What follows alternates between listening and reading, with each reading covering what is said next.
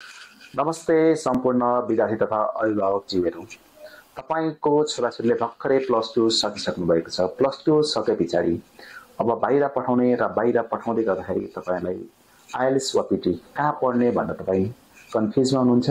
तपाईले आइएलटीएस र पीटी को बारेमा सोचिराख्नु भएको छ भने तपाईलाई तपाईको छोराछोरीको लागि आइएलटीएस वा पीटी को क्लासको लागि सेन्ट जेभियर एजुकेसन कन्सल्टेन्सी सदैव तयारी अवस्थामा रहेको छ। किन सेन्ट जेभियरमै आइएलटीएस र पीटी गर्ने? किनभने सेन्ट जेभियरमा एकदमै पुरानो समय छ, यानी कि 10-12 इयर्स एक्सपिरियन्स टिचरले क्लासहरू दिनुहुन्छ। हामीसित स्टडी म्याटेरियलहरू बढी मात्रामा उपलब्ध छ।